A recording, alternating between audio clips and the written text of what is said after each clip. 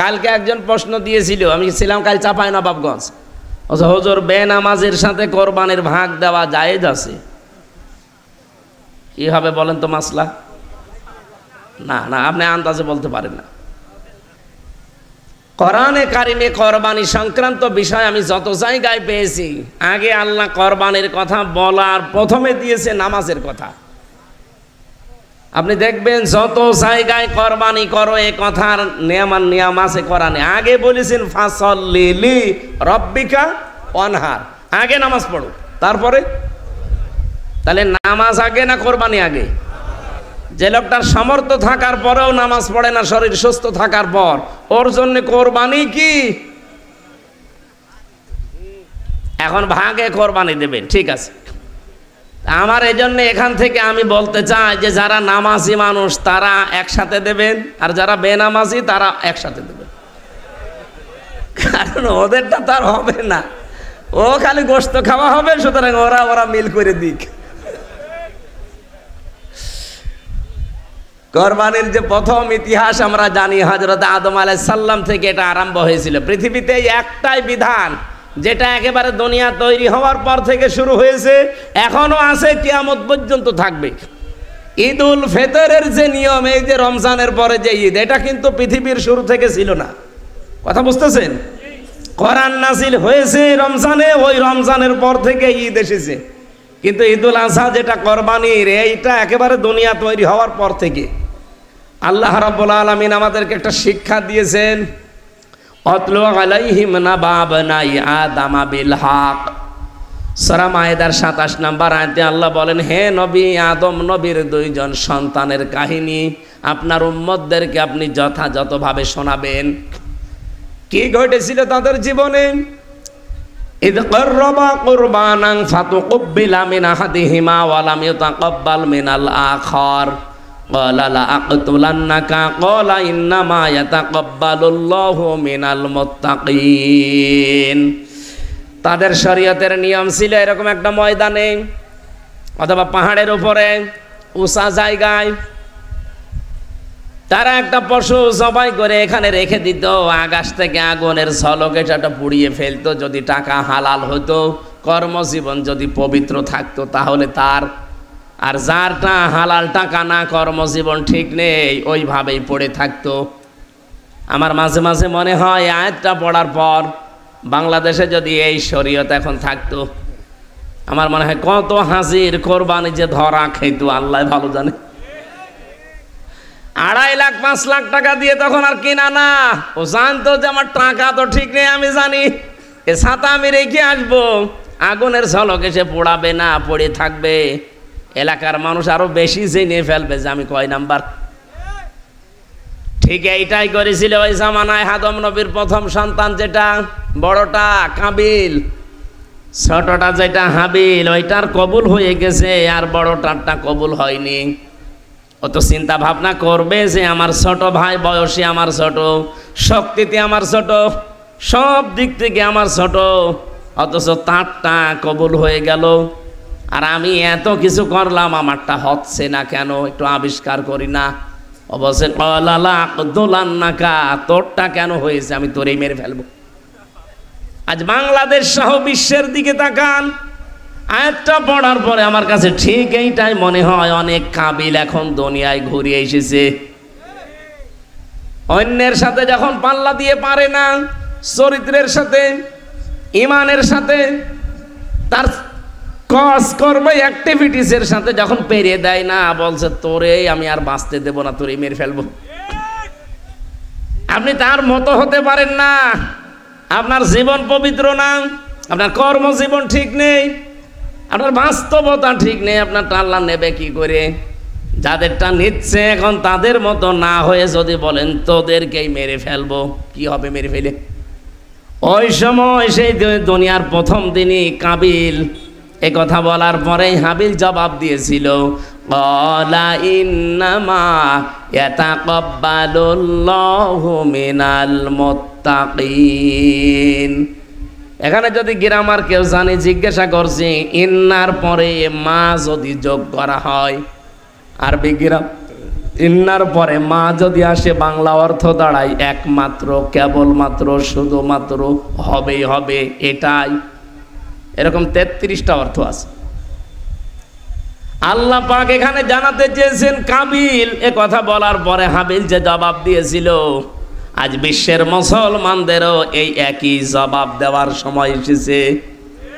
ও বলেছিল, ভাই আপনি বয়সে আমার বড়, আপনি দুনিয়ায় এসেছেন আমার আগে, শক্তিও আপনার শরীরে আমার চাইতে বেশি আছে, আপনার প্রভাব প্রতিপত্তিও বেশি আছে, তাই বলে আপনি আমাকে মেরে ফেলবেন আমারটা কবুল হয়েছে এই জন্যে, আমাকে মানুষ ভালোবাসে এই জন্যে আপনি নিজের চরিত্র পাল্টাতে পারেন না, মানুষের সেবায় লেগে যেতে পারেন না, কত মানুষ কত অসুবিধায় আছে সেখানে দৌড়িয়ে যেতে পারেন না, নিজের চরিত্র সংশোধন করলেই তো আল্লাহ আবার আপনারটাও কবুল করে।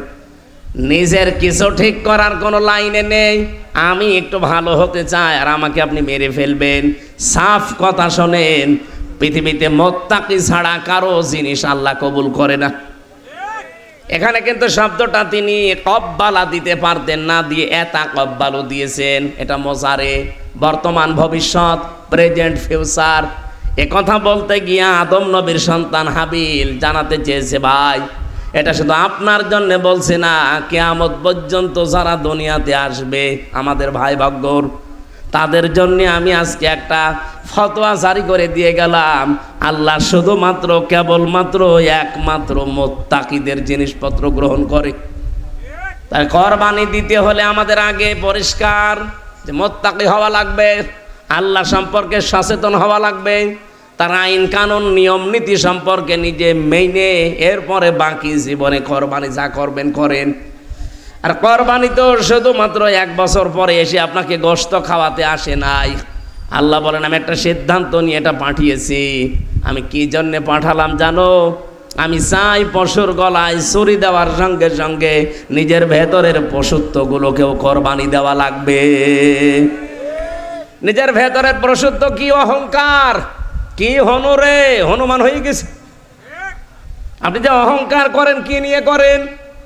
আল্লাহ মাঝে মাঝে যদি খোঁচা দিয়েছেন আপনার জন্মের দিকে, এমনি দেয়নি। আপনি যত বড় শক্তিশালী মানুষ হন, 3 বার পায়খানা হোক, 2 বার বমি হোক, দেখবেন আপনি নিজেই নিস্তেজ হয়ে বউকে মা বলা আরম্ভ করবেন। হাসপাতালে নিয়ে যাবে, সিনাই তাই কি গো বাবু, জিজ্ঞাসা করছে ও গো খোকার বাপ কি হয়েছে? ও মা আমি মনে হয় আর বাঁচবো না। 3 বার পায়খানা আর 2 বার বমিতে আপনি উলট পালট বকেন আর আপনি অহংকার করেন। মানুষকে টাইট করতে আমার আল্লাহর তো নমরুদকে তো মশা লেগেছিল, ফেরাউনকে তো পানির ভেতরে চুপিয়েছে। আমরা যা খলিকাল ইনসানু দাইফা, মানুষকে একেবারেই দুর্বল করে বানিয়েছি। আমাদের টাইট করার জন্য আল্লাহর এ মশাও লাগবে না। শুধু রক্তের ভেতরে ক্যান্সার হয় 5 প্রকার।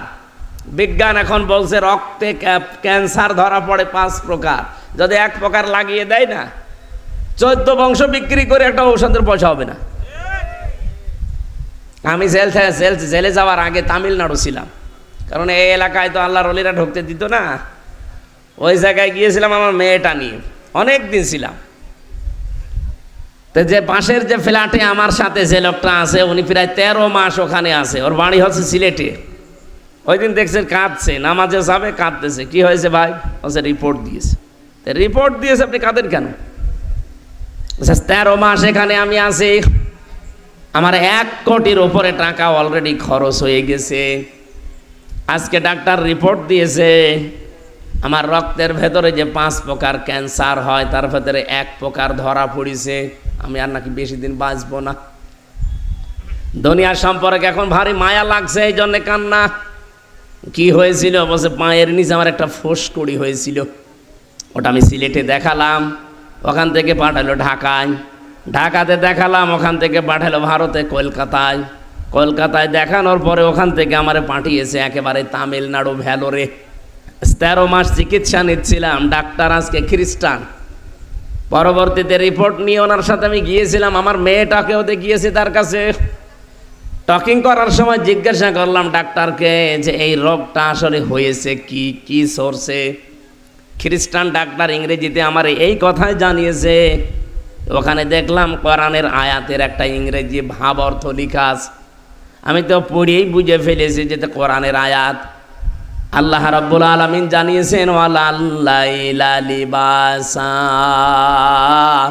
হে পৃথিবীর মানুষেরা, রাত আমি বানিয়েছি মানুষের জন্য পোশাক। রাত কি? এই যে রাতটা পোশাক বানিয়ে দিয়েছি, পোশাকের কাজ কি? মানুষকে জড়িয়ে থাকবে। এই জন্য দেখবেন 24 ঘন্টার ভেতরে 12 ঘন্টা আলো, 12 ঘন্টা অন্ধকার। এটা এমনি দেয়নি। 2 কোটির উপরে আমাদের এই শরীরের ভেতরে পশম আছে, লোম বলে যেটা। এই প্রতিটি লোম দিয়ে 12 ঘন্টা অন্ধকার আর 12 ঘন্টা আলো প্রবেশ করে। এই লোকটার এই রক্তের ভেতরে ক্যান্সার হওয়ার পেছনে কারণ হচ্ছে ও সারাদিন তো আলোয় থাকে, লোম দিয়ে তো আলো প্রবেশ করেছে। রাতের বেলা টিভির আলো, মোবাইল আলো, এরপরে কম্পিউটারের আলো, এমনকি অনেকে লাইট জ্বালিয়ে ঘুমায়। এই আলোগুলো তখন প্রবেশ করেছে। দিনের বেলায় আলো, রাতের বেলায় আলো, অন্ধকার তো প্রবেশ করতে পারেনি শরীরে। এই যে রক্তের ভেতরে যে 5 প্রকার ক্যান্সার দেখা দেয়, তারপরে 1 প্রকার এইটার জন্য হয়। অথচ এই হাদিসটা উনি যে আয়াত লিখেছে, আয়াতের ইংরেজি অনুবাদ লিখেছে, ভাব অর্থ লেখা আছে ওখানে। আমি ওনাকে হাদিস শুনিয়েছিলাম যে কথা, আমাদের ধর্মের যিনি প্রচারক, উনি তো খ্রিস্টান, আমাদের ধর্মের যিনি প্রচারক, আমরা যাকে প্রফেট বলে জানি, মুহাম্মদুর রাসূলুল্লাহ, এই আপনি যে লিখলেন এখানে ভাবার্থ, এই কথাটা 1500 বছর আগে জানিয়েছে যে উম্মতেরা রাতের বেলা যখন ঘুমাবে তখন লাইট বাতি এই আলো বন্ধ করে ঘুমাইও। নবীজি হয়তো বলেছিলেন এই কথা না যে পশম দিয়ে আলো প্রবেশ করে, অন্ধকার প্রবেশ করে, এটা বলেননি। কিন্তু বিজ্ঞান এখন বুঝতে পারছে যে কেন প্রবেশ করে। বিজ্ঞানের ওই সময় যদি 1500 বছর আগে এত উৎকর্ষ হয়ে যেত, নবীজি এই কথাও বলে যেতেন। কি বুঝলেন এখান থেকে? মানুষকে টাইট করতে আল্লাহরকে এখন কামান ফিট করা লাগবে। এখানে আপনি বসে আছেন, প্যারালাইজড আল্লাহ করে দিতে পারে, আপনি এখন আর বাড়িও যেতে পারবেন না, বসে থাকা লাগবে। এই জন্যে শুধু কোরবানি আসবে আর একটা 2.5 লাখ টাকার গরু জবাই করে খেয়ে ফেলবেন না। আল্লাহ বলতে চান তোর ভেতরের পশুত্ব, হিংসা, অহংকার, দাম্ভিকতা, রিয়া, মানুষ দেখানো, যেটা এটাও আজকে জবাই কর। এইভাবে যদি কোরবানি জবাই করতে পারে, সারা জীবনের কোরবানি না, এক কোরবানিতেই তোর জীবনে প্রতিটি পশমে পশমে নেকি আমার আল্লাহ লিখে দেবে। রব্বুল আলামিন বলেন, আমার কাছে তোমাদের কোরবানির রক্ত, গোশত, চর্বি, চামড়া একটাও পৌঁছায় না, পৌঁছায় শুধু তোমাদের মনের ভেতরের যে তাকওয়া আছে এইটা। আপনি আসলেই কতটুকু সচেতন হতে পারছেন আল্লাহ সম্পর্কে, ইসলাম সম্পর্কে, আপনার জীবন সম্পর্কে কতটুকু সচেতন আপনি, নাকি এভাবে ঈশ্বরতে গা ভাসিয়ে চলবেন? হযরত ইব্রাহিম থেকে যেহেতু এই পশু কোরবানির নিয়মটা, এই জবাই করে খেয়ে ফেলার নিয়মটা আমাদের জাতির পিতার থেকে, এর আগে যত কোরবানি ছিল ওই যে খালি পুড়িয়ে যেত, আকাশ থেকে আগুন এসে ঝলকে পুড়িয়ে ফেলতো, এই শেষ, খাওয়া যেত না। কিন্তু আমাদের যেটা, এটা আমরা পুড়িয়ে ফেলি না, এটা আমাদের জাতির পিতা ইব্রাহিম থেকে এই সুন্নাতটা আমরা পেয়েছি। রব্বুল আলামিন এই কথাগুলো আজকের তেলাওয়াতকৃত আয়াতে আমাদেরকে শোনাচ্ছেন। ওয়ালিকুল্লি উম্মাতিন জাআলনা মানসাকাল লিয়াযকুরু ইসমাল্লাহি আলা মা রাযাকাহুম মিন বাহিমাতিল আনআম।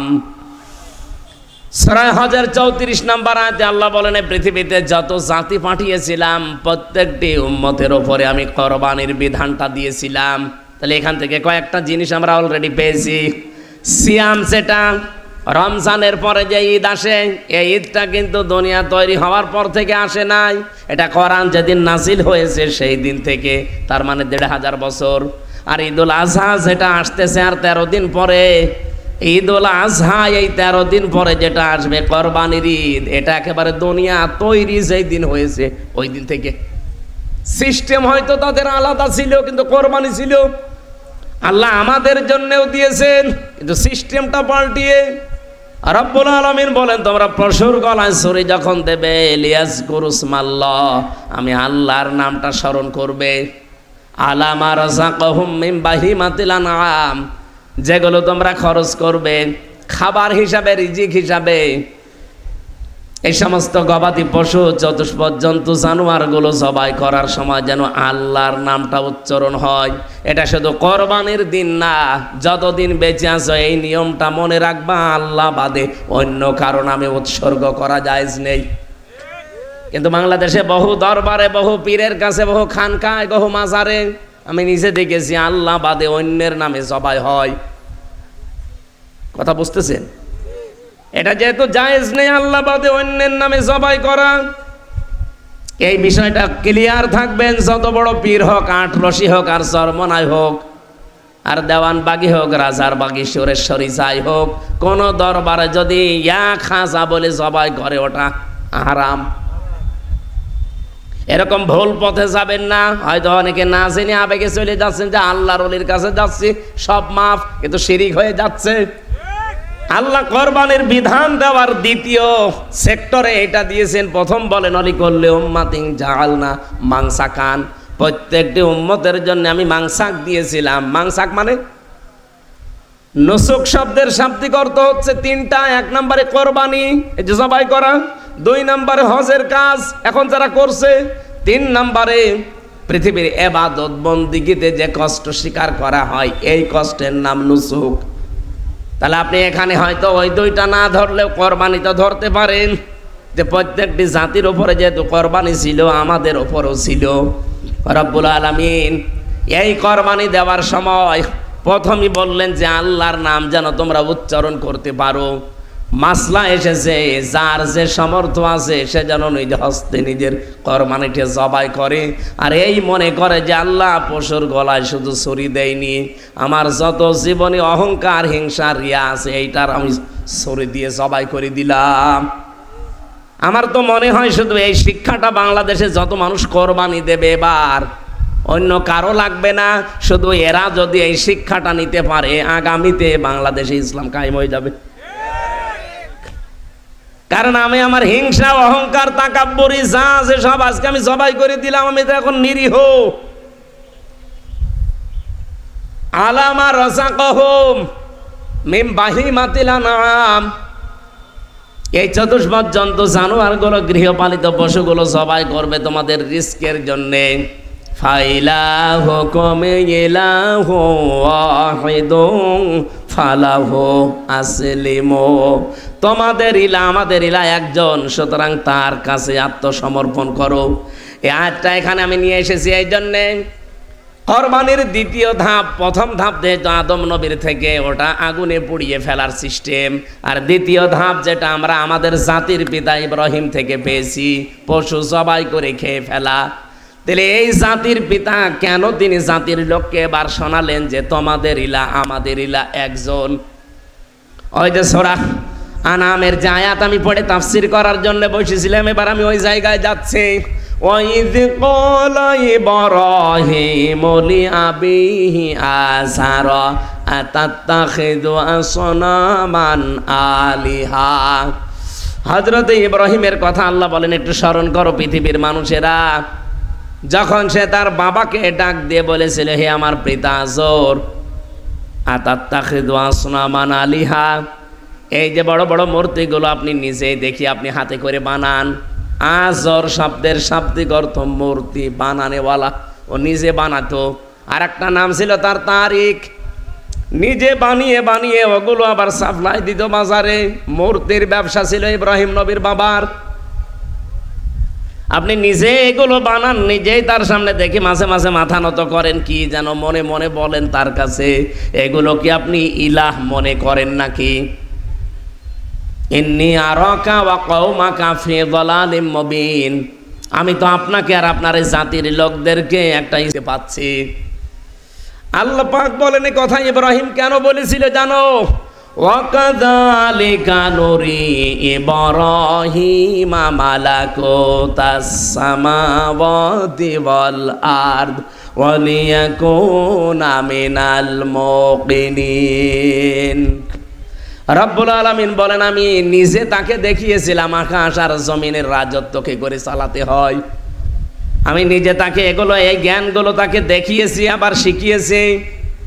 শুধু দেখিয়েছি না, এই দেখার পরে ইব্রাহিম আলাইহিস সালাম দৃঢ় বিশ্বাসীদের অন্তর্ভুক্ত হয়ে গেছে। আল্লাহর নবী ইব্রাহিম কিন্তু খোঁজ করে অনুসন্ধান করে আল্লাহকে পেয়েছিলেন। আমাদের মতো কেউ দেখিয়ে দিয়েছে তা না, তিনি খোঁজ করেছিলেন। আল্লাহ এখানে তিনটা উদাহরণ একটার পরে একটা দিয়েছেন। ইব্রাহিম নবীর আয়াত থেকে আমি জীবনী পড়ে দেখেছি 50টা পরীক্ষা আমার আল্লাহ তাকে দুনিয়ায় করেছিলেন। একটা পরীক্ষায় আমাদের জাতির পিতা ফেল করেননি, প্রত্যেকটা পরীক্ষায় তিনি পাশ করেছিলেন। এই আয়াতের ভেতরে তিনটা পরীক্ষা অলরেডি হয়েছে। আপনি দেখেন, আমি যে কথা শিক্ষা এখান থেকে দিতে চাই আপনাদের, জাতির পিতা ইব্রাহিম নবী খোঁজ করে অনুসন্ধান করে করে আল্লাহকে পেয়েছিলেন। আর আমাদেরকে চোখে আঙ্গুল দিয়ে হক দেখিয়ে দিলেও আমরা মানতে চাই না। ভালো করে খেয়াল করেন, ইব্রাহিম নবীকে আল্লাহ যত নাম দিয়েছেন, খলিল, সিদ্দিক, আল্লাহর নবী মুহাম্মদুর রাসূলুল্লাহকে আল্লাহ নাম দিয়েছিলেন 33টা, আর খলিল ইব্রাহিমকে আল্লাহ গুরুত্বপূর্ণ নাম দিয়েছিলেন 2টা, একটা খলিল আর একটা সিদ্দিক। এটা সূরা মারিয়ামের 41 নম্বর আয়াতে আপনি এই তথ্যটা পাবেন। ওয়াযকুর ফিল কিতাবি ইব্রাহিমা ইন্নাহু কানা সিদ্দিকান নাবিয়্যা। এই কিতাবের ভেতরে আমি ইব্রাহিমের আলোচনা দিলাম। নিশ্চয় সে ছিল 1 নম্বরে সিদ্দিক, সত্যনিষ্ঠ, এবং 2 নম্বরে সে ছিল নবী। ও বাংলার মুসলমানেরা, এখান থেকে আর একটা শিক্ষা আমি পেয়েছি যে শুধু সত্য কথা বললেই সত্যবাদী মানুষ হয় না।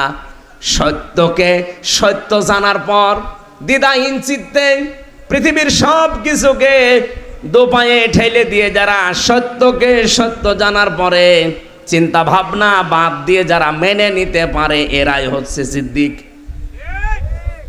আপনি কথা বোঝেননি, এদিকে তাকান। সিদ্দিক মানে সত্য কথা বললেই সিদ্দিক হয় না। কিয়ামতের দিন যেহেতু 4 প্রকারের যে কোনো এক প্রকার মানুষের সাথে আপনাকে ওঠা লাগবে। মিনান নাবিয়্যিনা ওয়াস-সিদ্দিকিনা ওয়াশ-শুহাদা ওয়াস-সালিহিন।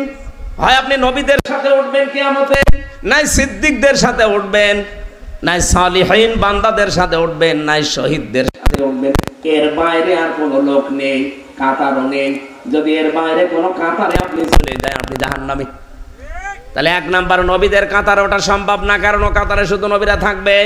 2 নম্বরে সিদ্দিকদের কাতারে উঠতে চাই, যেহেতু জাতির পিতা সিদ্দিক ছিলেন। সিদ্দিক মানে শুধু সত্য কথা বললেই মানুষ সিদ্দিক হয় না। সিদ্দিক মানে এই পৃথিবীতে যারা সত্যকে সত্য জানার পর অনেক কিছু ছাড় দেওয়া লাগবে এটা গ্রহণ করতে গেলে, তারপরও সব কিছুকে দোপায় দিলে দ্বিধাহীন চিত্তে যারা সত্যকে মেনে নিতে পারে, এরাই হচ্ছে সিদ্দিক। আবু বকর সিদ্দিক তার এমনি হয়নি। মেরাজের মতো এত বড় আশ্চর্য কাহিনী, যেখানে আল্লাহ পর্যন্ত নিজে আশ্চর্য বোধ করেছেন যে সুবহানাল্লাযী আসরা বিআবদিহি। সুবহান মানে আশ্চর্য, সুবহান মানে কি? এই ঘটনাটা এত বেশি আশ্চর্য, মেরাজের কাহিনী, আল্লাহ বলেন আমি নিজে বলতে গিয়ে সুবহান ব্যবহার করলাম। আবু জাহেল তো বিশ্বাসই করে না, আরো পাগল বলেছে নবীকে। হযরত আবু বকরকে রাস্তায় পেয়ে বলে, তোমার নবী এতদিন পর্যন্ত যায় বলতো, যায় কিছু করতাম, কিন্তু আজকে তো পাগল হয়ে গেছে পুরা। এই কথা বলেছে। হযরত আবু বকর ছুটে গেলেন নবীজির কাছে, ডাক দিয়ে বলে, হে রাসূল আপনি বলেছেন? বলে হ্যাঁ। তোমার বিশ্বাস হয় না?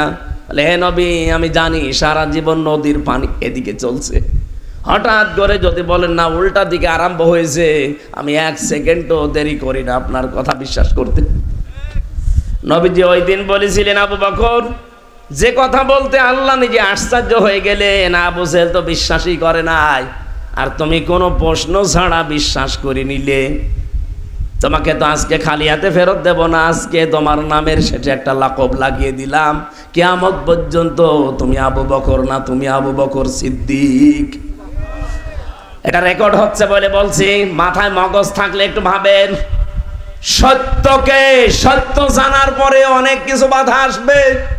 দুনিয়ার সব কিছুকে পেছনে ফেলে দিয়ে যারা ইব্রাহিম নবীর মতো আবু বকরের মতো গ্রহণ করে চলতে পারবে, এরাই হচ্ছে সিদ্দিক।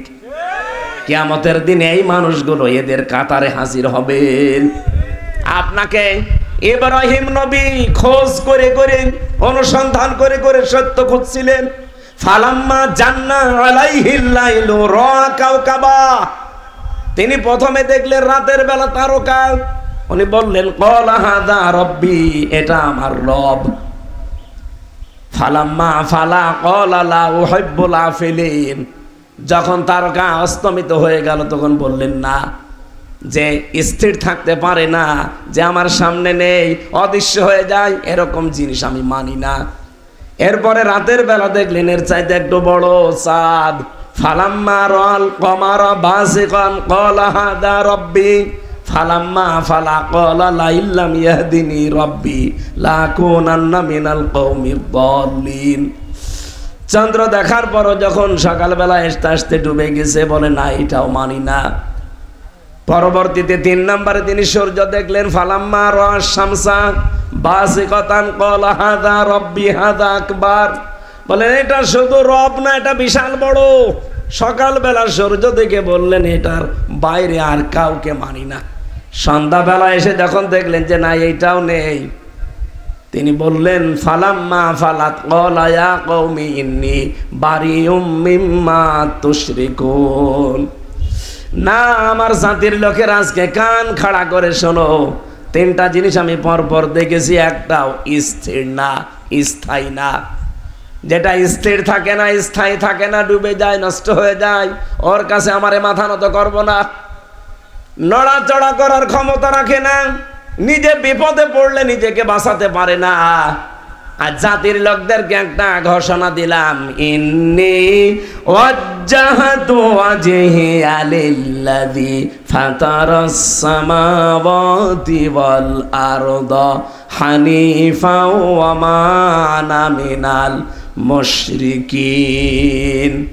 অনেকে মনে করে এটা জায়নামাজের দোয়া, না, এটা আপনার ইমানের দোয়া। জাতির পিতা ইব্রাহিম জাতির কাছে সম্পর্ক ছেদ করে বিচ্ছিন্ন হয়ে এই ঘোষণা দিয়েছিলেন দ্ব্যর্থহীন কণ্ঠে। আজ যদি বাংলার 18 কোটি মানুষ, আমরা 92% মুসলমান, এটা শুধু জায়নামাজে না পড়ে ইব্রাহিম নবী যেভাবে জাতির সামনে পড়েছিলেন, আমরাও পড়তে পারতাম, আল্লাহর আইন ছাড়া এদেশে কিচ্ছু চলতো না।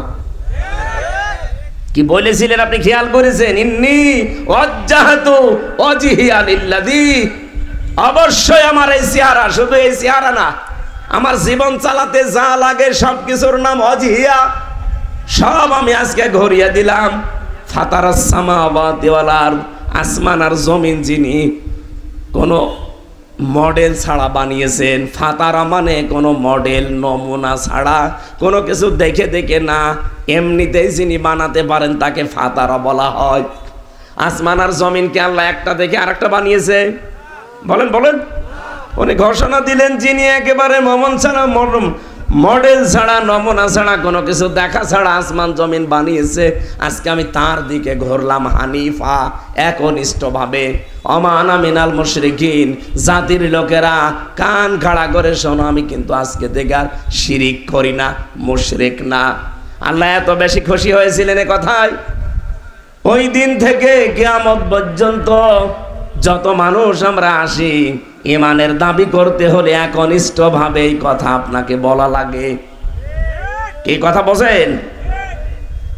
আপনি চিন্তা করেছেন কত বড় কঠিন কথা তিনি জাতির সামনে বলেছিলেন।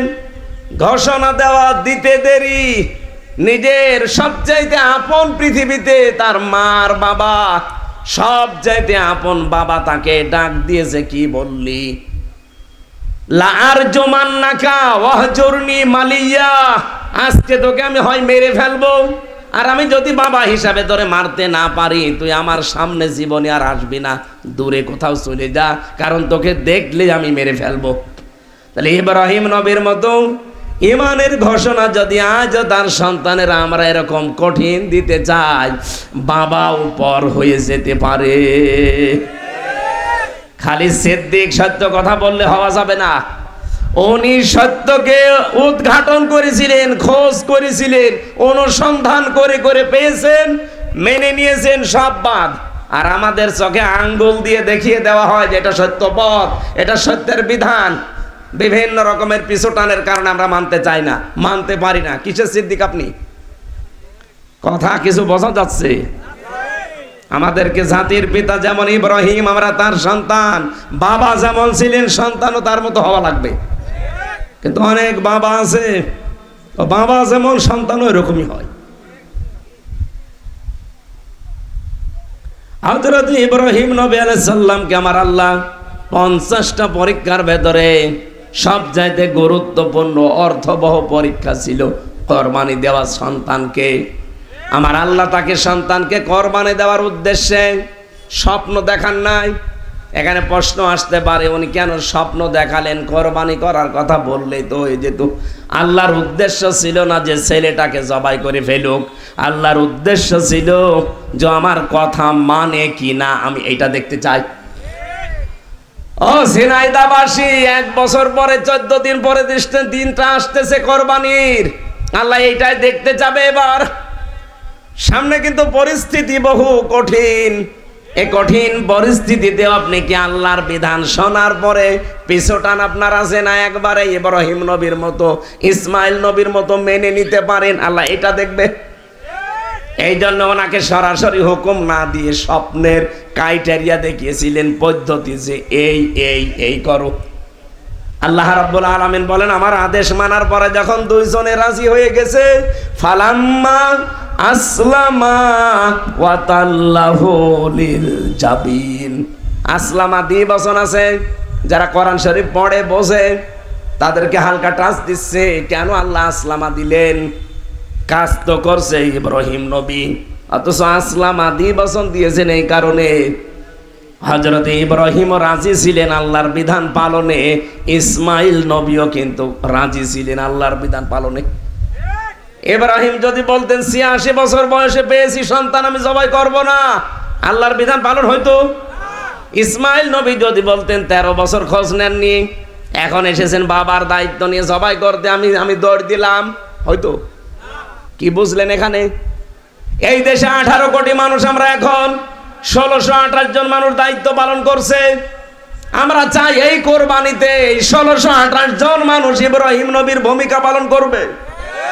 অভিভাবক যেভাবে পালন করা লাগে তারাই করবে। দেশকে বহির্শত্রু থেকে বাঁচাবে, মনোমালিন্য থেকে। আমাদের এই ভেতরে যে ছোটখাটো বিষয় চলছে এগুলো সব তারা কন্ট্রোল করবে এই 13 দিনে।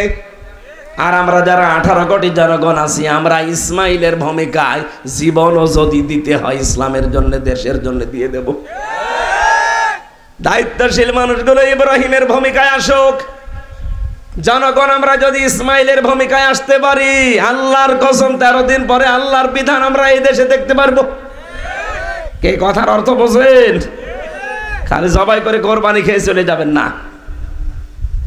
ইব্রাহিম নবী এরকম 50টা পরীক্ষা দিয়ে দিয়ে যদি তিনি পাশ করতে পারেন, আমাদের একটা পরীক্ষা আসতেছে, এ পরীক্ষায় পাশ করা যাবে না? বলেন বলেন। সম্মানিত মা বোন যারা এসেছেন, আপনাদের জন্য একটাই মাত্র ওয়াজ আমি করি, আর এটা খুব দরকার। জীবনে খাদিজাতুল কুবরার জীবনী আমি কমপক্ষে 10 বার হলেও পড়েছি, 10 বার বিশ্ববিদ্যালয়ে থাকাকালীন। তারপর জীবন পড়ে দেখেছি কোনোদিন তিনি 1 ওয়াক্ত নামাজ পড়েননি, একটা রোজা রাখেননি, জীবনে কোনোদিন না। একদিনের জন্য পর্দায় ছিলেন না, 1 টাকা যাকাত দেননি, একবারের জন্য হজ করেননি। অথচ মহান আল্লাহ এই পৃথিবীতে 2 জন মহিলাকে আল্লাহ সালাম দিয়েছেন, একজন আসিয়াকে আর একজন খাদিজাকে। কিন্তু 2 নম্বরের বিষয়, আল্লাহ জান্নাতে ঘর তৈরি করে এই দুনিয়াতে 2 জন মহিলাকে সুসংবাদ দিয়েছেন। তার ভেতরে একজন হযরতে খাদিজাতুল কুবরাকে জান্নাতে ঘর বানিয়ে তিনি সুসংবাদ পাঠিয়েছেন।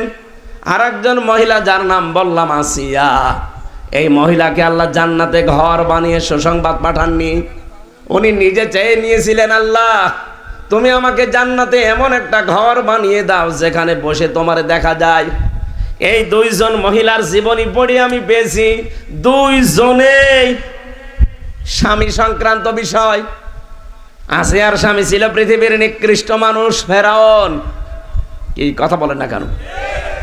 এর অত্যাচারে নির্যাতনে জর্জরিত হওয়ার পরে আল্লাহ খুশি হয়েছিলেন। আর একজনের স্বামী ছিল পৃথিবীর শ্রেষ্ঠ মানুষ মুহাম্মাদুর, বলেন বলেন, ওনাকে আল্লাহ সালাম দিলেন আসিয়াকে, আর জান্নাতে উনি বনার পরে ঘর বানালেন। আর খাদিজাকে আল্লাহ শুধু সালামই দেননি, নিজে ঘর জান্নাতে বানিয়ে সুসংবাদ পাঠিয়েছেন। মা বোনেরা যারা এসেছেন, শুধু নামাজ পড়া রোজা রাখা আর কালো বোরকা পরা ইবাদত না। খাদিজা জীবনে নামাজ পড়লো না, রোজা রাখলো না, একদিনের জন্য পর্দা ছিল না, তাকে আল্লাহ জান্নাত দিল কেন? একটা কারণ পেয়েছি তার জীবনে কোনো দিনে একদিনের জন্য স্বামীর মনে তিনি দুঃখ দেননি। এরকম বউ তো এখন ঘরে ঘরে। এখানে একটা স্বামী বলতে পারবেন যে জীবনে আমার বউ এক সেকেন্ডের জন্য আমাকে কোনোদিন দুঃখ দেয়নি? একটা স্বামী হাত তোলেন তো। আরে মুরব্বি, আপনার বউ আছে না? ঠিক আছে, আচ্ছা ঠিক আছে। এ তো মনে হচ্ছে যে মানে সে হোর নিয়ে বসবাস করছে। আলহামদুলিল্লাহ। আপনার বাড়ি আমি যাব? হ্যাঁ যাব। খুব ভালো বউ পেয়েছে। এটা কি আপনার? ও, ওনার ছেলে। যাক, একজন শুধু আছে। প্রধান অতিথি হাত তুলতে পারিনি, আমিও পারিনি, কারণ মিথ্যা কথা বলবো কি করে। দুঃখ আমি পেয়েছি, আমি হাত তুলবো কেন? না, সম্মানিত মা বোন যারা বিভিন্ন জায়গায় বসে আছেন, দেখেন মাত্র একটা বুড়ো হাত তুলল, আর বাকি আমরা কি স্বামী? আপনারা না, খাদিজাতুল কুবরার জীবনী অনুসরণ হচ্ছে না। আমি জেলখানায় বসে বসে কয়েকটা জিনিস করেছিলাম। ওরা তো 24 ঘন্টা আমারে তালা লাগিয়ে রেখেছিল, কেউ আমার সাথে কেউ কথাও বলতো না। আবার সিসি ক্যামেরা দেওয়া, কেউ তাকাবে ওর নামে রিপোর্ট হয়ে যাবে। খুব কষ্ট করে ওই যে আদালত থেকে যখন নিয়ে যেত, মাঝে মাঝে বিভিন্ন কায়দায় কলম পৃষ্ঠা মিষ্ঠা নিয়ে যেতাম এই দৃশ্যগুলো দেখে। কারণ অধিকাংশ মানুষ আজ বর কারণে জেল খাটতেছে। পারিবারিক জীবনে শান্তি নেই, অশান্তি শুধু মেয়েদের এই ছোট মনের কারণে, বউ আর শাশুড়ির ছোট মনের কারণে স্বামীগুলো আজ মানসিক রোগী হয়ে যাচ্ছে। এই কথা বলেন না কেন? এই জন্য আপনাদের উদার মন চায় আমরা, বিশেষ করে শাশুড়ি আর বউ কি নিয়ে গন্ডগোল করেন আপনি? ওই হয়তো শাশুড়িকে কিনে দিয়েছেন 800 টাকা দিয়ে শাড়ি, বউকে 200 টাকা, একটু বেশি 1000 টাকা, এই নিয়ে গন্ডগোল পরিবারে। ও মাও কথা বলে না ছেলের সাথে, বউ তো কয়েকদিন পরে ও বন্ধ করে দেয়। না, এই এতটুকু ছাড় দিতে পারেন না আপনি শাশুড়ি, আপনি মা। এরপরে বৌমা যারা আছে এরাও স্যাক্রিফাইস করতে পারছে না। খালি মনে করেন আমি নামাজ পড়ি, রোজা রাখি, আমি কালো বোরকা পরি, আমি জান্নাত যাব না। মানে কিসের জান্নাত আপনার? আপনি পরিবারে যে লোকটার সাথে থাকেন ও কি মানুষ? ওকে তো আপনি সে কি বানিয়ে রেখেছেন। মনটা একটু উদার করবেন। এই ন্যারো মাইন্ডের কারণে সমস্যা হয়ে যাচ্ছে, ব্রড মাইন্ডের হওয়া লাগবে। মেয়েদেরকে আল্লাহ খাদিজার মতো যেন বানিয়ে দেন, বলেন আমিন। এটা নিয়ে লিখেছিলাম যে কি করে পরিবারের শান্তি নিয়ে আসা যায়। এরকম একটা বই আছে আমার গাড়িতে, নিয়ে বউকে, মেয়েকে, মাকে, ফুফুকে পড়াবেন, মেয়েদের কাজে লাগবে। আল্লাহ রাব্বুল আলামিন আমাদের মেয়েদেরকে যে 6 জন মেয়েকে আদর্শ বানিয়েছেন পৃথিবীতে মুসলিম মেয়েদের, তার ভেতরে খাদিজা একজন। তাকে অনুসরণ করার তৌফিক কামনা করছি, আল্লাহ যেন দান করেন মেয়েদের, বলেন আমিন। আমরা যে কোরবানির শিক্ষা হালকা পেয়েছি, এই জীবনে যতদিন কোরবানি আমরা করব, আমাদের শুধু পশু কোরবানি উদ্দেশ্য হবে না। আমাদের জাতির পিতা যা যা করেছিলেন ইমানের উপরে টিকে থাকতে গিয়ে কোরবানিতে, আমাদের এইগুলো যদি সামনে আসে, সামনে যদি সত্যকে সত্য বলে আঁকড়িয়ে ধরার জন্যে বাবা মা বাদ দেওয়া লাগে, ইব্রাহিমের মতো বাদ দেওয়া লাগবে। যদি দল বাদ দেওয়া লাগে, ওই দলও বাদ দেওয়া লাগবে। এক কথা বলে না কেন? তাহলে কিয়ামতের দিন সিদ্দিকিন, সত্যবাদী, তাদের সাথে উঠতে পারবেন। আল্লাহ আমাকে সহ প্রত্যেককে এইরকম মন মানসিকতা এবং ঈমান দান করেন। আমাদের একটা স্বতন্ত্র পরিচয় আছে, আমরা মুসলিম। আমরা কি মিল্লাতা আবিকুম ইব্রাহিম হুয়া সাম্মাকুমুল মুসলিমিন, তোমাদের জাতির পিতার নাম ইব্রাহিম আলাইহিস সালাম, তিনি তোমাদের নাম মুসলমান রেখেছেন। এখান থেকে কয়েকটা শিক্ষা আমরা অলরেডি পেয়েছি। কি সেটা? মুসলিম এই নামটা আমাদের বাবা আমাদেরকে দিয়েছে, তাহলে বাবা হিসাবে কিছু দায়িত্ব পালন করা লাগে দুনিয়াতে। তার প্রথম দায়িত্বই হচ্ছে সন্তানের একটা নাম রাখা। আমরা যে বাবা পেয়েছি, জাতির বাবা, উনি আমাদের এমন একটা অর্থবোধক নাম দিয়েছেন, মুসলিম মানে আত্মসমর্পণকারী। মুসলিম মানে কি? যদিও এই পরিচয় দেওয়ার মতো কায়দা এখনো পর্যন্ত এ দেশে আমরা তৈরি করতে পারিনি। কথা বোঝেন আমার? আল্লাহ রাব্বুল আলামিন বলেন, ওমান আহসানু কাওলাম মিম্মান দাআ ইলাল্লাহ ওয়া আমিলা সালিহান ওয়া ক্বালা ইন্নানি মিনাল মুসলিমিন। ওই লোকটার কথার চাইতে উত্তম কথা দুনিয়ায় কেউ বলে না। পৃথিবীতে যত রকমের কথা আছে, সবচাইতে উত্তম কথা বলে ওই লোকটা যে আমি আল্লাহর দিকে মানুষকে ডাক দেয়। ওয়া আমিলা সালিহা, ভালো ভালো কাজের আঞ্জাম দেয়। ওয়া ক্বালা ইন্নানি মিনাল মুসলিমিন, 3 নম্বরে সে অন্তত বুক উঁচু করে বলতে পারে যে আমি মুসলমান। এদের ভেতর আমরা 3টা কথা পেয়েছি অলরেডি। 1 নম্বরে আপনি আল্লাহর দিকে ডাকেন, আমরা এটা দেখতে পাচ্ছি। এদেশে কম বেশি আমরা মুসলিম যারা, কিছু না হলে কিছু অন্তত আল্লাহর দিকে কম বেশি আমরা ডাকি অনেকেই। 2 নম্বরে ভালো ভালো কাজ যেখানে যা পাই জীবনে যদি সুযোগ থাকে আমরা করি। এ পর্যন্ত ঠিক আছে না? হ্যাঁ, এদিকে তাকান, ঠিক আছে এ পর্যন্ত? 3 নাম্বার কথাটা মানতে গিয়ে সমস্যা আছে। অকলা ইন্নানি মিনাল মুসলিমিন, এবং লোকটা বলে যে আমি মুসলমান। এই কথা বলার যোগ্যতা এখন এই দেশে আমাদের অনেকেরই নেই। আর আপনি বললেও তো হবে না। কেউ যদি বলে আমি মুসলমান, বলেন তো তার জীবনে ঘুষ থাকবে, সুদ থাকবে, জেনা থাকবে, বরযাত্রী খাওয়া যাবে? এই যে বরযাত্রীর নিয়মটা তো হিন্দুদের থেকে এসেছে, এটা তো আর মুসলিম ইসলাম এখানে নেই। সুতরাং আমরা যেহেতু এসেছি কোরআনের কিছু কথা জানাতে, আমরা আহ্বান জানাচ্ছি এই এলাকায় যারা এই সিস্টেমটা এখনো পর্যন্ত জারি করে রেখেছেন, ছেলে মেয়ে বিয়ে দেওয়ার সময় এই যে বরযাত্রী যায় 200, 500, 1000, আমার মনে হয় এটা একটা নিকৃষ্ট কাজ। কারণ ইসলামে যেটা নেই, আপনি ওইটা আবার অনেকে ইবাদত মনে করে যায় যে আমি বরযাত্রী যাচ্ছি। ইসলামে আছে অলিমা। কি আছে? অলিমা কি ছেলের বাড়ি হয় না মেয়ের বাড়ি হয়? বলেন বলেন। এখানে আজকের প্রধান অতিথি সহ আমার মনে হয় একজনও পাওয়া যাবে না যে বিয়ে করার সময় অলিমা করেছে। বরযাত্রী পার্টি। আমিও, কারণ আমিও তো ওই সময় এরকম জানতাম না। সুতরাং যেহেতু ইসলামে নেই, এটা আস্তে আস্তে বাদ দেওয়া দরকার। এই এলাকায় যারা এই সিস্টেম এখনো পর্যন্ত জারি করে রেখেছেন, তারা বাদ দিতে পারবেন না। দাওয়াত দিতে আসলে বলবেন না আমি বরযাত্রী যাব না, অলিমা করো, আমি দরকার আরো 2 জন নিয়ে যাব। এটা মানা যাবে না। মেয়ের বাবার বাড়ি থেকে তার অনুমতি ছাড়া, মনের খুশি ছাড়া একটা পানও খাওয়া জায়েজ নেই। আর আপনি মরণের খাওয়া খান, আপনি মানুষ। সুতরাং এই সিস্টেম যেহেতু ইসলামে নেই, মুসলমানরা আজকে থেকে আর পালন করবে না। হিন্দু ভাইরা করছে, তার ধর্মীয় রীতি ওইটা। কারণ বিয়ে দেওয়ার সময় তারা মেয়েকে ওই দিন সব দিয়ে দেয়। কি কথা বুঝতেছেন?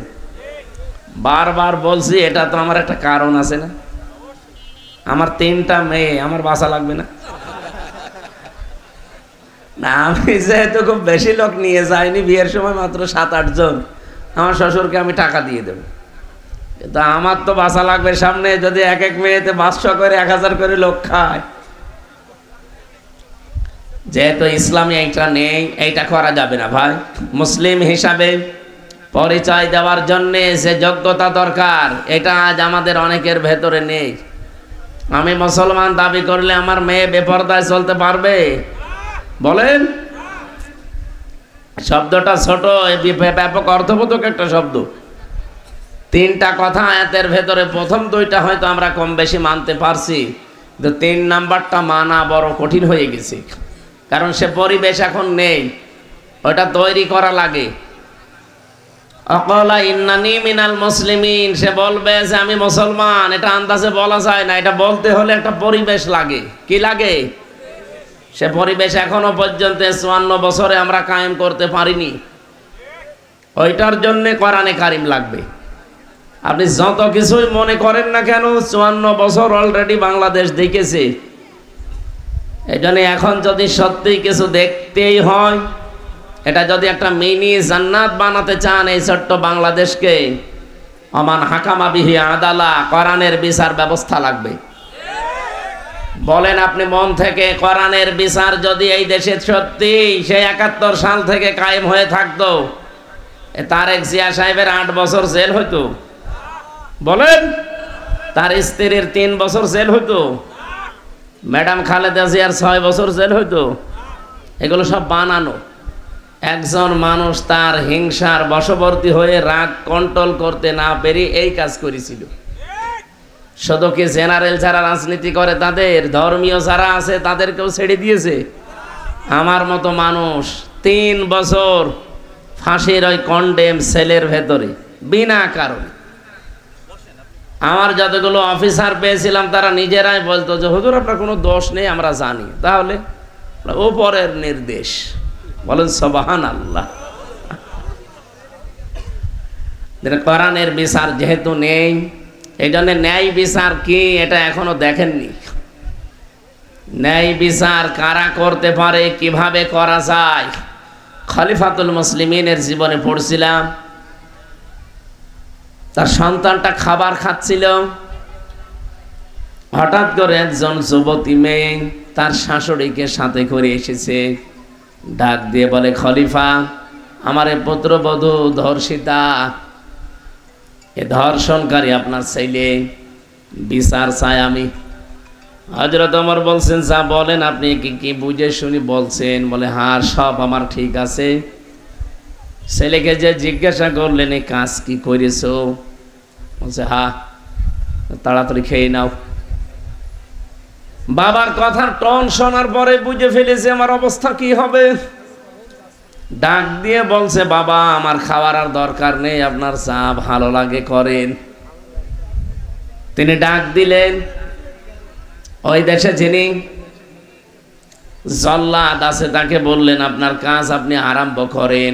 যেহেতু ছেলেটা অবিবাহিতা, এখনো বিবাহ করেনি, বিবাহিতা হয়ে গেলে তাকে কমপক্ষে মাটির ভেতরে গেড়ে পাথর দিয়ে ইট দিয়ে মেরে ফেলা লাগে, এটা সঙ্গে স্যার বলে। যেহেতু আমার ছেলে এখনো বিবাহিতা না, তাহলে একে কাজ করেন, তাকে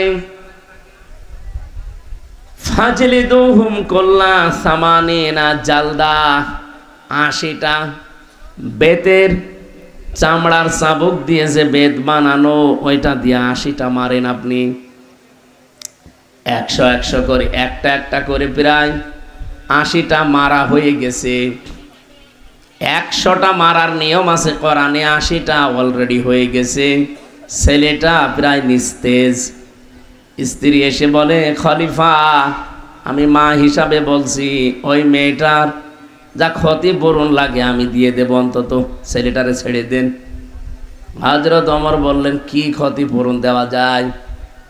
এখানে ক্ষতিপূরণ দেওয়ার জন্য আল্লাহ যে নির্দেশ দিয়েছে এর বাইরে আর কোনো ক্ষতিপূরণ নেই, সুতরাং আমাকে নিষেধ করার দরকার নেই, যা হচ্ছে হতে দাও। 80টা পর্যন্ত মারার পরে দেখা গেছে ছেলে আর বেঁচে নেই, মারা গেছে। হযরত ওমর নিজে ছেলেকে গোসল দিলেন, তাকে নিজে কবরের ভেতরে রাখলেন। জল্লাদের কাছ থেকে চামড়া চাবুকটা নিয়ে এখনো যে 20টা বাকি আছে, আল্লাহর কোরআনে ছিল মিয়াতা জালদা, 100টা মারা লাগবে চামড়ার চাবুক। 80টা মারার পরে তো মরে গেছে, বাকি 20টা একে দুনিয়ায় ওর পাওনা নেই, কোথায় মারবে? কবরের ওপরে যখন তিনি চাবুক দিয়ে মারছিলেন, মাটিগুলো 2 ভাগ হয়ে যাচ্ছিল। 100টা পর্যন্ত পরিপূর্ণ করে ডাক দিলেন রব্বুল আলামিন, সন্তান আমার কাছে প্রিয় ছিল, কিন্তু তার চাইতে তোমার আইনটা আমার কাছে আরো প্রিয়। বাড়িতে গেলেন, ছেলে যে বালিশে নিয়ে ঘুমায়, ওই বালিশটা এবার বুকের ভেতরে নিয়ে তিনি কান্না আরম্ভ করলেন। স্ত্রী বলছে, আপনি কি করেন? এত করে নিষেধ করার পরও শুনলেন না, এখন আপনি ছেলের বালিশ নিয়ে ক্রন্দন করেন, আপনি কি বাবা? হযরত ওমর চোখের পানি ফেলে দিয়ে বলে, স্ত্রী, এতক্ষণ যেটা করেছিলাম আল্লাহর বিধান, এখন যেটা করছি এটা আমার মায়া। আমার মাঝে মাঝে মনে হয় এই সমস্ত মানুষগুলোর জীবনী পড়লে, কোরআনে কারিমে আল্লাহ মানুষের জীবন এগুলো আমাদের শুনিয়েছেন খেলা করার জন্য না। এগুলো পড়লে আমার নিজেরই মনে হয়, আল্লাহ এই রকম যদি এই দেশে আমরা তৈরি করতে পারতাম, এই 4 বছরের আসিয়াকে কেউ ধর্ষণ করার সাহস পেত না। খালি একটা কায়েম করে দিতেন, স্বপ্ন দোষ পর্যন্ত বন্ধ হয়ে যেত। কি হয়েছে? অ্যাডভোকেট সাহেব আছে, দেখেন আসিয়ার এই ধর্ষণ মামলার যারা আসামি, যদিও তড়িঘড়ি করে রায়টা হয়ে গেছে, কিন্তু কার্যকর মনে হয় হবে কিনা আল্লাহ জানে। ফাঁক ফকড় দিয়ে দেখবেন কিছুদিন পরে হয়তো মিলমিশ করে টাকা পয়সা দিয়ে বের হয়ে চলে গেছে। আর এখান থেকে আমরা দেখেছি এই 3 বছরে আমার অভিজ্ঞতা, ভেতরে থাকার পরে এদের রাগগুলো আরো বাড়তে থাকে। মানুষগুলো যেহেতু একটা বন্দি জীবনে আছে 4 দেওয়ালের মাঝে, দিন যত যায় ওর রাগ তত বাড়ে। আস্তে আস্তে দেখা যায় ওখান থেকে বের হয়ে ওই কাজ আরো ডবল করে আরম্ভ করবে বলে সিদ্ধান্ত নেয়। কোরআনের নিয়ম তার এইটা ছিল না, সাক্ষ্য প্রমাণে ধরা পড়ে গেলে ওই মানুষগুলোর জন্য আর বাঁচার সিস্টেম নেই। কেন আল্লাহ এত কঠিন হয়েছেন? কারণ এই মানুষগুলো যদি সত্যিই বিদায় হয়ে যায়, পৃথিবীর জমিন শান্ত হবে, নির্মল হবে, এবং সবচাইতে বড় বিষয় পৃথিবী পবিত্র থাকবে। অপবিত্র কোনো কাজ করার মন মানসিকতা মানুষের আর ভবিষ্যতে তৈরি হবে না। তারপরে এইটাই চাই আমরা। এজন্য আমান হাকামা বিহি আদালা আছে হাদিসে, কোরআন দিয়ে যতদিন বিচার ফায়সালা না হবে ততদিন ন্যায় বিচার সম্ভব না। কারণ মানুষের তৈরি করা আইনগুলো সব আপনি দেখবেন হয় দলীয় স্বার্থে, নাই ব্যক্তির স্বার্থে, নাই নিজের দিকে টেনে। কিন্তু আমার আল্লাহ যে আইনগুলো কোরআনে বানিয়ে দিয়েছেন 501টা আইনও আমার আল্লাহ নিজের দিকে টেনে তৈরি করেননি, দলীয় স্বার্থেও করেননি। করেছেন? সবগুলো দেখেছেন আমার বান্দাদের ভারসাম্যপূর্ণ হয় কি করে সেদিকে তাকিয়ে। আমি নারী কমিশনের 318 পৃষ্ঠা পুরাটা পড়েছিলাম। আমার ছোট্ট মাথার ভেতরে দেখেছি এই 318 পৃষ্ঠায় ওরা কোরআনে কারিমের ডাইরেক্ট 10টা আয়াত বল ধরেছে। আবহমান কাল থেকে এই দেশে আমরা অনেকেই জানি পারিবারিক নীতি, যেটা 1 ছেলে যা পাবে 2 মেয়ে তাই পাবে, এই নিয়মটা না? এইটাই প্রথমে তারা হাত দিয়েছে যে না সমান সমান করে দেওয়া লাগবে। 2 নম্বরে দিয়েছে তারা যে দেহ আমার, সিদ্ধান্ত আমার। অথচ এটা কোরআনে কারিমের প্রায় 918 আয়াতের বিরুদ্ধে। কোরআনে কারিমে আল্লাহ 918 জায়গায় যে কথাটা দিয়েছে, ওরা একবারে ওইটা হাত দিয়ে কেটে ফেলেছে। আলা লাহুল খালকু ওয়াল আমর। আল্লাহ পাক বলেন পৃথিবী বানিয়েছে আমার, সিদ্ধান্ত চলবে কার? বলেন বলেন। ওরা বলছে না দেহ আমার, সিদ্ধান্ত আমার। এ দেহ আপনার কে বলেছে আপনাকে? বলেন তো। আমরা যে 33 বছর বয়স, এখন 92 সালে আমি এদেশে এসে জন্ম নিয়েছি এই পৃথিবীতে। 91 সালে হামজা উল্লেখ করার মতো আমি কিছু ছিলাম। বলেন বলেন। আল্লাহ পাক আমাকে এই জায়গায় একটা আঘাত দিয়েছেন, ফালিয়ানজুরিল ইনসানু মিম্মা খুলিক খুলিকা মিম্মা দাফিকি ইয়াখরুজু মিন বাইনিস সুলবি ওয়াত তারাইব। রাব্বুল আলামিন বলেন, মানুষকে নজর করে দেখে না যে কি দিয়ে বানালাম তাকে। বাবার স্ফলিঙ্গ দিয়ে দ্রুত গতিতে বের হয়ে যাওয়াই না পাক পানিটা মায়ের রেহেমের ভেতরে জমা হয়। বিজ্ঞান এখন দেখাচ্ছে যে 340-এর পরে, তার মানে 120 দিনের মাথায় কমপক্ষে ওটা 4টা জিনিস তৈরি হয়, চুল, রগ, হাড় আর পর্দা। মায়ের রেহেমে যে নাপাক পানির থলি আছে, এখানে দিয়ে আল্লাহ আরো 4টা জিনিস বানায়, রক্ত, গোশত, চর্বি আর চামড়া। একটু খেয়াল করেন, 4 4 8টা জিনিস যখন এক হয়, আল্লাহ বলেন আমি যে একটা নাম নিয়েছি রব। রব কার নাম?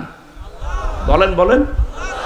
এই রব নামের কারণে আমার বান্দা আর বান্দি তৈরি করার জন্য আমি আল্লাহ 5টা জিনিস স্পেশাল ভাবে দান করি। দান করা বলেন, ভিক্ষা দেওয়া বলেন, একই জিনিস। আল্লাহ বলেন 5টা জিনিস আমি দান করি বান্দাকে। ওয়াজআলা লাকুমুস সামআ ওয়াল আবসারা ওয়াল আফইদা, শ্রবণ শক্তি, দর্শন শক্তি, বাক শক্তি, আকেল শক্তি আর ঘ্রাণ শক্তি। এই 5টা জিনিস আমি নিজের পক্ষ থেকে তাকে দিয়েছি। এখানে চিন্তার বিষয় একটা, আল্লাহ যদি একটাও আমাদেরকে কম দিতেন, বলেন তো আপনার কোন বাবা ওই জায়গায় দিত? বলেন, কেউ দেওয়ার ক্ষমতা ছিল ওই জায়গায়? আপনার বাবা মা বিছানায় ছিল, তারা তো 4 4 8টা জিনিস আল্লাহ নিজে বানিয়ে নিয়েছেন। বাকি দুনিয়াতে চলতে সবচাইতে গুরুত্বপূর্ণ যে 5টা জিনিস লাগে, এই 5টায় আল্লাহ নিজে দিয়েছেন। 1 নম্বরে শ্রবণ শক্তি, এই যে কানে শুনতে পাই। 2 নম্বরে দর্শন শক্তি, এই যে চোখে দেখতে পাই। 3 নম্বরে আকেল শক্তি, এই যে জ্ঞান, আমি যে পাগল না, কত পাগল দুনিয়ায় আসে না। 4 নম্বরে আল্লাহ বাক শক্তি দিয়েছেন, আমি যে কথা বলতে পারি। এরকম 5টা জিনিস যখন আল্লাহ বলেন আমি দিয়ে 8 5 13টা জিনিস এক হয়, তখন আমার ফেরেশতা জিজ্ঞাসা করে এর আকৃতি কি বানাবো। এর আগ পর্যন্ত কোনো আকৃতি দেওয়া হয়নি। রাব্বুল আলামিন বলেন আমি আল্লাহ নিজে তখন একটা আকৃতি আমার মন মতো বান্দার জন্য সিলেক্ট করি। ওয়াল্লাযী ইউসাউবিরুকুম ফিল আরহামি কাইফা ইয়াশা, তিনি সে আল্লাহ যিনি মায়ের রেহেমের ভেতরে তোমাদের আকার তৈরি করেন। তাহলে আকারটা বানিয়েছে কে? আরো জোরে বলেন। বলেন তো বীর্য থেকে এ পর্যন্ত আর কারো হাত আছে? বলেন। এতটুকু আল্লাহ শেষ করে দেননি। 8 5 13টা জিনিস এক হয়, আকার দেওয়ার পরও একটা জিনিস আল্লাহ এবার দান করেন, তার নাম রূহ।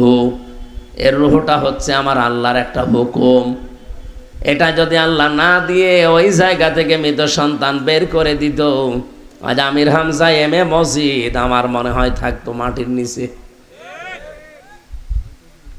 মায়ের প্রসবের সাথে হয়তো বের হয়ে কোনো টয়লেটে, কোনো ময়লার ভাগাড়ে, কোনো মলদারের বিভিন্ন জায়গায় পড়ে থাকতাম।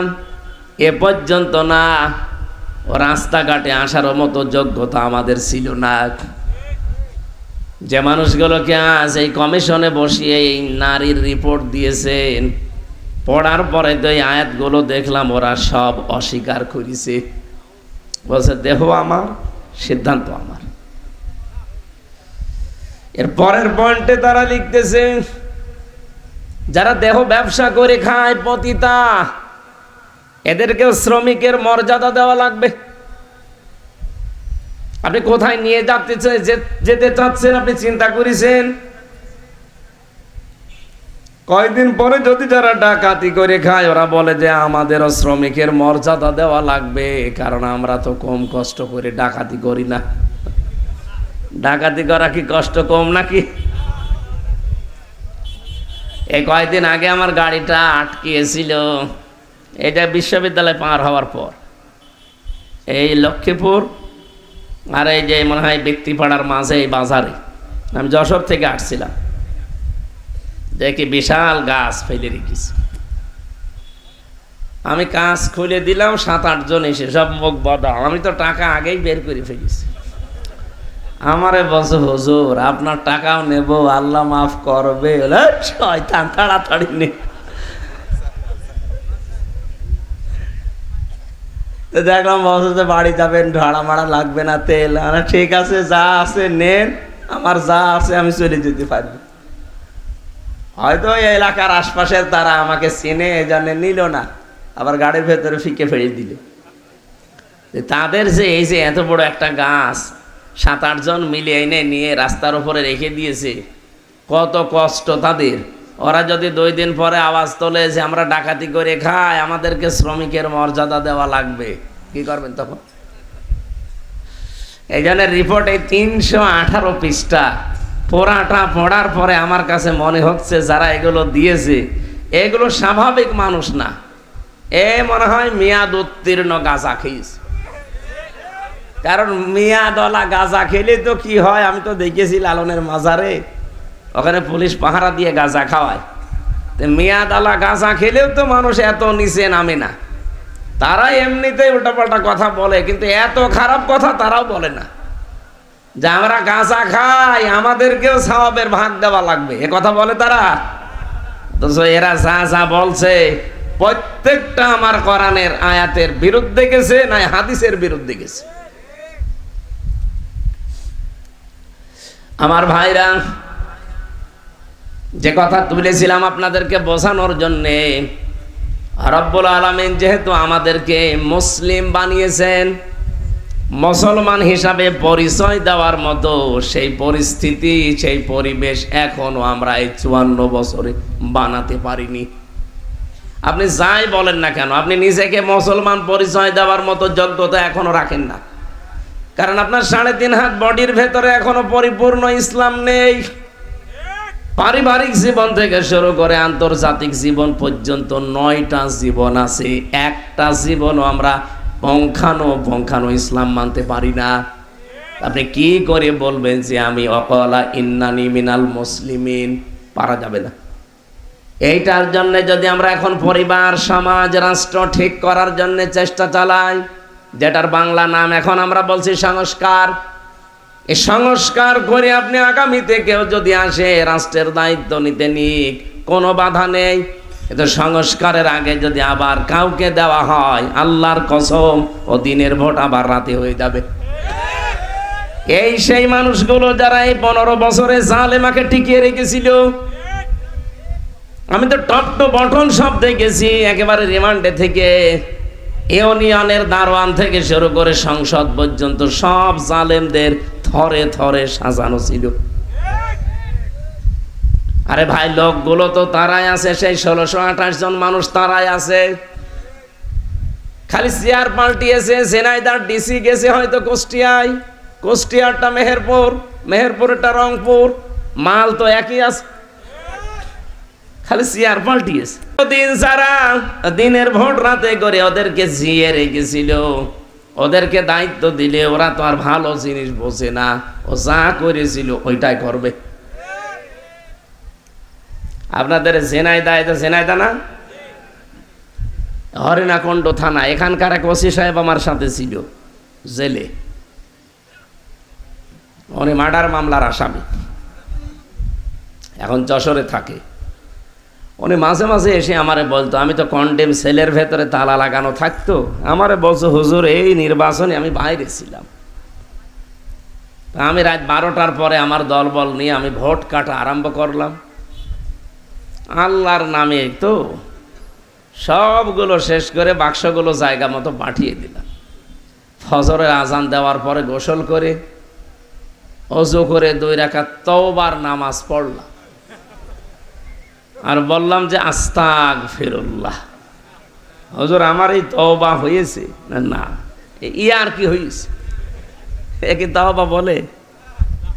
আপনি কি আল্লাহর কাছে অপরাধ করেছেন যে আল্লাহর কাছে আপনি আস্তাগফিরুল্লাহ বলছেন? তাওবার নিয়মটা এখনো পর্যন্ত বাংলাদেশ, ভারত, পাকিস্তান এই তিনটা দেশের মানুষ ক্লিয়ার না।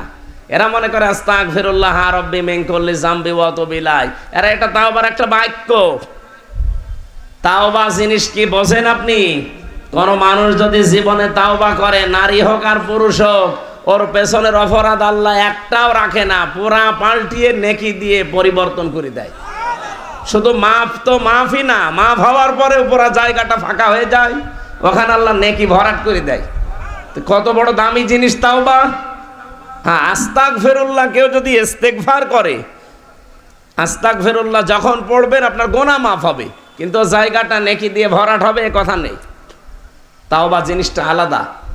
তাওবা হচ্ছে তিনটা জিনিসের সমন্বয়কে তাওবা বলে। এক নম্বরে আপনাকে অপরাধের স্বীকৃতি দেওয়া লাগবে, আর এই জিনিসটাতে একটু ভেজাল আছে। অপরাধ আমরা করছি এক জায়গায়, স্বীকার করছি আর এক জায়গায় না। আপনি অপরাধ করবেন যেখানে, স্বীকার করবেন সেখানে, এর নাম তাওবা।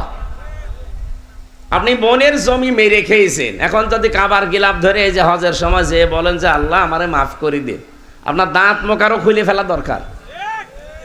আপনি কি কাবা শরীফে গেছেন আল্লাহর কাছে দোষ করেছেন? আপনি দোষ করেছেন আপনার বোনের জমি আত্মসাৎ করেছেন, আগে জমি ফেরত দেন। এক কথা বলেন না কেন? অথবা বোনকে বলেন যে এই কাজ করেছি, এখন তুমি কি করবা করো। বহু মানুষ দেখা যায় মনে করে যে আমার বোনের জমি আমার মেয়ের জিনিস, আমার ছেলের জিনিস, এ আবার কি ওই মাঠে ঘাটেরটা দিয়ে দিয়েছে, বাড়ির সম্পদ মনে হয় দেওয়া লাগবে না। কে বলেছে আপনাকে?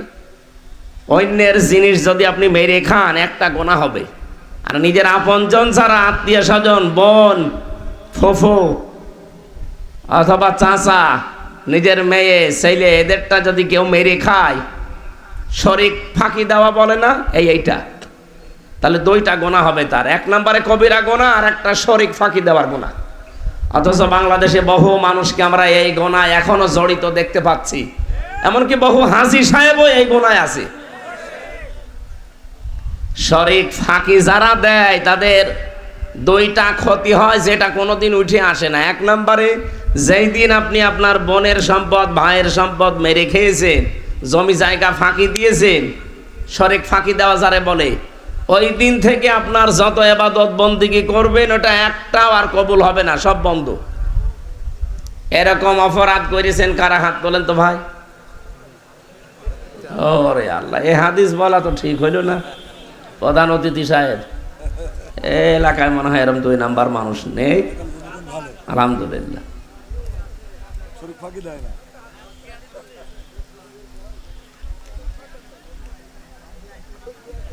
এই যা বললাম এই কথার উপরে কি সত্যি আপনারা ঠিক আছেন তো? কয়জন মানুষ আমরা এখানে আছি, এই কয়জনের সামনে আপনারা লজ্জা লাগছে যে আপনি শরিক ফাঁকি দিয়েছেন? তাই কিয়ামতের দিন কোটি মানুষের সামনে এই জায়গায় লেখা থাকবে। আপনি টের পাচ্ছেন? আসলে ওই জগৎটা সম্পর্কে আমাদের ধারণা নেই, এবং মানে দৃঢ় বিশ্বাস এখনো জন্ম নেয়নি, এই জন্য জীবন পরিচ্ছন্ন হয় না। 2 নম্বরে,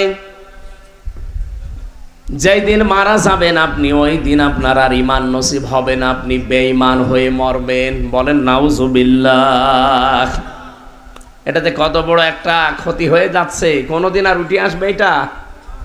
ছোট্ট এই জীবনের জন্য আল্লাহ রাব্বুল আলামিন সতর্কবাণী দিয়েছেন। সূরা আলে ইমরানের 185 নম্বর আয়াতে পড়েছি, ফামান যুহজিহা আনিন নারি ওয়া উদখিলাল জান্নাতা ফাকাদ ফাজ ওমাল হায়াতুদ দুনিয়া ইল্লা মাতাউল গুরুর। পৃথিবীতে ওই লোকটার জীবন সফল যাকে আমার আল্লাহ জাহান্নামের আগুন থেকে মুক্ত করে জান্নাতি বলে ঘোষণা দিয়েছে, এই একটা অর্থ। 2 নম্বর অর্থ কি? ওই লোকটার জীবন সফলতার দিকে যাচ্ছে যাকে আল্লাহ জাহান্নামের কাজগুলো আস্তে আস্তে ছেড়ে দেওয়ার সুযোগ দেয়, আর জান্নাতের কাজগুলো একটা একটা করার মতো তৌফিক দেয়। আপনি একটা একটা করে মিলান তো, আগে যা করতেন আস্তে আস্তে কি ছেড়ে দেওয়ার মতো অভ্যাস তৈরি হয়েছে? ওইরকম মন মানসিকতা, ওইরকম ঈমান আপনার তৈরি হয়েছে, যদি হয় বুঝবেন আল্লাহ আপনাকে সফলতার দিকে এগিয়ে দিচ্ছে। আগে হয়তো নামাজ পড়তেন না, এখন নামাজ ধরেছেন এবং নামাজের শিক্ষাগুলো একটা একটা করে আপনি নেওয়ার চেষ্টা করছেন। শুধু নামাজ পড়লেই শেষ হয়ে যায় না, নামাজের প্রায় 27টা শিক্ষা আছে, এগুলো জীবনে বাস্তবায়ন করা লাগে। তাহলে নামাজ যারা আগে পড়তো না এখন পড়ছে, নামাজের শিক্ষাগুলো নিচ্ছে, আস্তে আস্তে এগিয়ে যাচ্ছে। সে যেন চিন্তা ভাবনা করে, বিশ্বাস করে যে আল্লাহ আমাকে সফলতার দিকে এগিয়ে দিচ্ছে। আমাল হায়াতুদ দুনিয়া ইল্লা মাতাউল গুরুর। পৃথিবীর মানুষেরা দুনিয়ার জীবনটার সম্পর্কে অনেকে সচেতন না, এটা কিন্তু একটা ধোঁকা। এটা কি আল্লাহ বলছেন? এটা একটা ধোঁকা। এখনই যদি আপনার সত্যি চোখ বন্ধ হয়ে যায়, যত শখের ভালোবাসার স্ত্রী হোক, এমনকি মা বাবা হোক, আল্লাহর কসম আপনি আজকে আপনার লাশকে আমি যদি নিয়ে যাই, আপনার স্ত্রী যে খাটে আছে, চৌকিতে আছে, ওই চৌকির নিচে যদি বলি আজকে এখানে কবর দেওয়া হবে, যত মহব্বতের বউ হোক আপনাকে কবর দিতে দেবে না। কি দেবে? জীবনও দেবে না। হ্যাঁ, আপনার মা বাবা হয়তো 2-3 দিন কান্নাকাটি করবে, এই কান্নাকাটি করে আর না করে লাভ কি? সে গেল, সেই তো চলে গেল। স্ত্রী হয়তো 2-3 দিন 7 দিন একেবারে পাগলের মতো হয়ে গেল, দেখবেন 1 মাস পরে ঠিক তার স্বাভাবিক জীবন আবার ফিরে চলে এসেছে। 3 মাস 10 দিনের ভেতরে তার মা আর বাবা ঠিক তারে অন্য জায়গায় বিয়ে দিয়ে দেবে। 5-7 দিন সংসার করার পরে ঠিক এই বউ তার বাবার কাছে বলবে, আব্বা হামজা তো আর কি ছিল, এখন যেটা পেয়েছি এটা 100 গুণ ভালো। আমি কি বেশি বলছি? 100 ভাগ বলবে। আল্লাহ যে মাতাউল গরুর দিয়েছেন এই কারণে দিয়েছেন। পৃথিবীর প্রত্যেকটা জিনিস আল্লাহ বলেন ধোঁকা। কারো পেছনে পড়ে নিজের আসল জীবন নষ্ট করে ফেলা, এটা পাগলামি ছাড়া কিচ্ছু না। আমি সহ যারা এসেছি এটা অনুধাবন করার, উপলব্ধি করার তৌফিক দেন। বলেন আমিন। বলেন যার জন্য যা করে যাচ্ছেন, এই যে শরীক ফাঁকি দিয়ে, মানুষকে ফাঁকি দিয়ে, প্রতারণা করে, মানুষের কাছে ধোঁকাবাজি করে আপনি বিশাল কিছু তৈরি করলেন। কি হলো? আপনি এখন মরে যান, মাত্র 50 বছর পরে আপনি আবার ফিরে আসেন। বিশাল অঢেল সম্পদ যার জন্য করেছিলেন, 50 বছর পরে এই বাড়িতে আপনাকে আর ঢুকতে দেবে না। আমার বাবার নাম রিয়াজ উদ্দিন, তার বাবার নাম জাহান আলী, তার বাবার নাম নমাজ আলী, এরপরে আমি আর জানি না। এই 3 পুরুষের পরে আমরা জানা নেই। আপনার বাবার নাম কি? তার বাবার নাম? তার বাবার নাম? তো আমার ছাড়া বাগা, আমি তো তাও 3টা মনে আছে, আর 7-8 মনে আছে। আমার এই 3 পুরুষ নমাজ আলীর বাপ মরে গেছে খুব বেশি হলো 60 বছর হবে। আমি হিসাব করেছিলাম সেই দিন। এখন যদি নমাজ আলীর বাপ কবর থেকে উঠে এসে বলে যে কুষ্টিয়ার এই 2 তলা বাড়ি আমার, ওর দাঁত মুখ খুলে ফেলবো না। কিসের নমাজ আলীর বাপ আপনি? আমি তো নমাজ আলীকে চিনি না। এক কথা বলেন না কেন? এইটা দুনিয়া। এটা কি? পড়া কোরআন শরীফের সামারাইজ বক্তব্য এটাই যে এইটা দুনিয়া, এর পেছনে থেকে নিজের আসল জীবনটা নষ্ট করে ফেলো না। আল্লাহ এটা আমাদেরকে সাহাবীদের মতো বোঝার তৌফিক দেন। বলেন আমিন। তাহলে আমি যে মুসলমান এ কথা বলার যোগ্যতা যেহেতু এখনো আমি তৈরি করতে পারিনি, আমার 3.5 হাত বডি, আমার পরিবার, সমাজ, রাষ্ট্র, কোনো জায়গায় এই সিমটমগুলো এখন নেই, আমি দাঁড়িয়ে থেকে বলতে পারছি না যে আমি মুসলমান। তাত্তাখিযু আসনামান আলিহার ইন্নী আরাকা ওয়া কওমাকা ফি যালালিম মুবিন وكذلك نري إبراهيم ملكوت السماوات والأرض وليكون من الموقنين সাদাকতা ইয়া রাব্বানা আল্লাহুম্মা সাল্লি আলা মাওলানা মুহাম্মদ। এক বলে এত মানুষ দাঁড়িয়ে এখানে বসেন।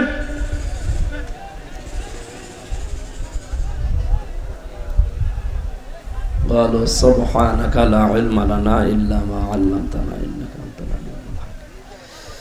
আলহামদুলিল্লাহ, ঝিনাইদহ জেলার হরিণাকুণ্ড থানার অন্তর্গত দারিয়াপুর যুব সমাজের উদ্যোগে তাফসীরুল কোরআন মাহফিলের স্বনামধন্য সভাপতি জনাব সাদ আহমেদ, মাহফিলের প্রধান অতিথি জেলা বিএনপি ঝিনাইদহ সম্মানিত সভাপতি আলহাজ অ্যাডভোকেট মোহাম্মদ আব্দুল মজিদ, আতালাল্লাহু উমরাহু ওয়া বারাকাল্লাহু ফি হায়াতি।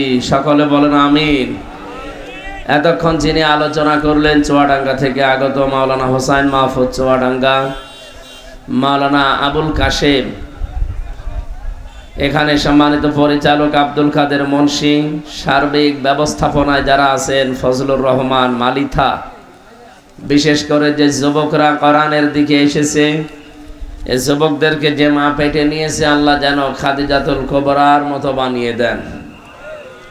মঞ্চে বসা অত্র এলাকার সর্বজন শ্রদ্ধাভাজন ব্যক্তিবর্গ, সামনে বসা মুসলমান ভাইরা, পর্দার আড়ালের সম্মানিতা মা এবং বোনেরা, প্রাণ প্রিয় ঝিনাইদহবাসী,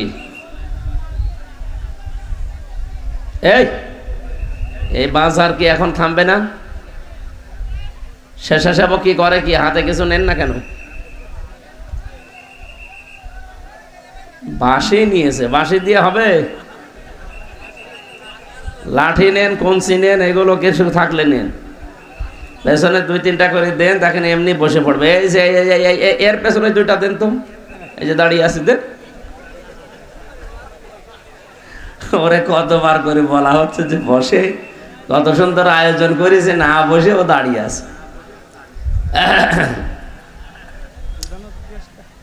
এখানে দাঁড়িয়ে থাকা যাবে না, তাড়াতাড়ি বসেন, তাড়াতাড়ি বসেন।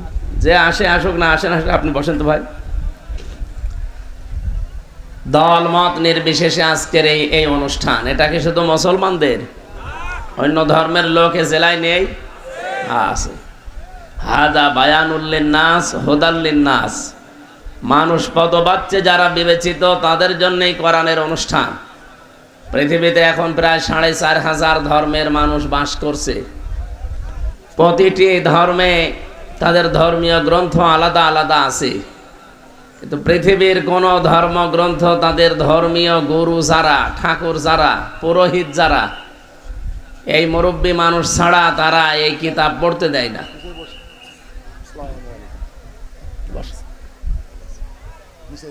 না না না, এখানে বসেন, বসেন, এখানে বসেন। চেয়ার একটা দিলেন, আর একটা দিতেন, ঠিক আছে। এই এখানে কি করেন এত মানুষ? বসেন বসেন। আসসালামু আলাইকুম, সবাই ভালো আছেন তো? আমরা হুজুরের বয়ান শুনি। আমাদের প্রধান অতিথি না? হ্যাঁ, বসেন, এখানে বসেন, কথা বলা যাবে না। সম্মানিত ভাইরা, আমরা যেহেতু কোরআনে কারিমের অনুষ্ঠানে এসেছি, এটা স্বাভাবিকভাবে মনে হলো এটা একটা ইবাদতের জায়গা। এটা ঈদগাহ ময়দান না? কিছু সময়ের জন্য এটা এখন জান্নাতের বাগান হয়ে গেছে, আলহামদুলিল্লাহ।